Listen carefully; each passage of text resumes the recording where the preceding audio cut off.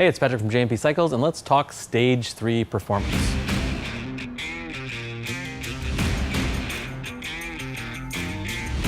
Now, if you're in Stage 3, you probably have done Stage 2 and Stage 1. But if you haven't, check the description. We'll put the links in there for our Stage 1 and Stage 2 videos. Because for the Stage 3 stuff, you're gonna need what we built on in Stage 1 and 2. So a full exhaust or headers and mufflers, some cams, adjustable push rods, lifters, an intake, and a fuel injection controller. So your next step is gonna be a big bore. Big bore kits can range, depending on the year and model of your bike, greatly in size. But the other thing a big bore does, it raises your compression number, which is gonna help you make more power. Now, when you do that, you're probably also gonna, again, need to increase the airflow into your motorcycle. So for fuel injected bikes, that means a bigger throttle body. And like this S&S 58mm unit here, it's going to increase this size. Literally the whole of the air comes through into your bike is going to need to be bigger. And if you're a carbureted guy, you're going to need to step up in carburetor size. So if you're running a 38mm CV, you're going to need to move up to like a 42 or 45mm Mikuni.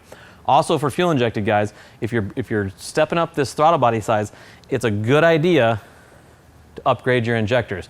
You can actually duty cycle these injectors and reach their maximum. So you may have a really big throttle body moving a lot of air through there, but your fuel needs may max out the ability of your injector here. So this fueling injector is just one example of an upgraded injector. When you put on these throttle bodies, make sure you upgrade these injectors. It's the perfect time to do it. So from Stage 2, you've picked a cam, but it may or may not be compatible with your Stage 3 build, depending on how hot of a cam you picked. Now in Stage 2, we were talking about picking a cam that worked well with the stock motor. Now we've increased displacement, we've increased compression, so you can actually run a bigger cam or a more aggressive cam, let's say, with longer duration, bigger lift numbers.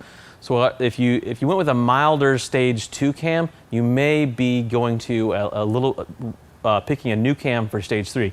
If you went on the hot side of a Stage 2 cam, which maybe didn't work really great with your stock engine, but a little bit better, you might be able to get away with it in your Stage 3 build. Now, along with Stage 3, you're gonna take another jump up in horsepower. So what that means is you're gonna be putting a lot more stress on your clutch. Great time, probably a necessary time to upgrade your clutch, something like this Barnett unit there. It's gonna hold more horsepower. Because if you add all that horsepower to the bike, good chance your stock clutch is gonna start slipping and you're not gonna be getting the gains that you put in, for the money you put into your motor. You're gonna be losing it in the clutch. It's not gonna be transferring to the rear wheel.